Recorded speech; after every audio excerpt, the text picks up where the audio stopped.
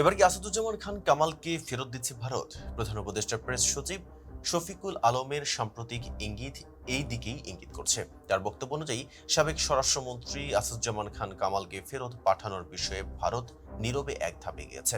ফেসবুকে দেওয়া পোস্টে তিনি জানান, জুলাই গণহত্যার মামলায় দণ্ডিতদের বিষয়ে দিল্লি প্রকাশ্যে নীরব থাকলেও আড়ালে উল্লেখযোগ্য প্রস্তুতি নিচ্ছে। পোস্টে আরও বলা হয়েছে, ভারতের লক্ষ্য সরাসরি শেখ হাসিনা বা তার ঘনিষ্ঠদের দিকে নয়, বরং তুলনামূলকভাবে নিরাপদ পথ বেছে নিয়ে প্রথম পদক্ষেপ হিসেবেই কামালকে ফেরত দেওয়া।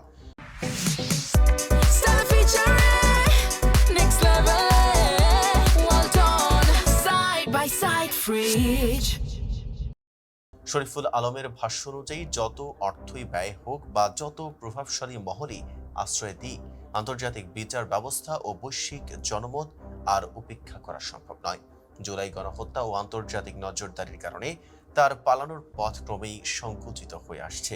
উল্লেখ্য, আন্তর্জাতিক অপরাধ ট্রাইব্যুনাল সম্প্রতি শেখ হাসিনা এবং আসাদুজ্জামান খান কামালকে জুলাই গণহত্যার দায়ে মৃত্যুদণ্ড দিয়েছে।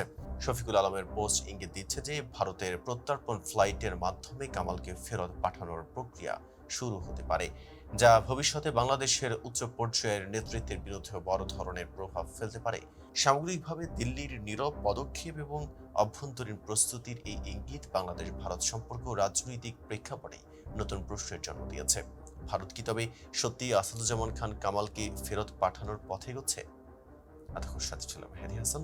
ফেজ দ্য পিপলের সাথে থাকার জন্য ধন্যবাদ।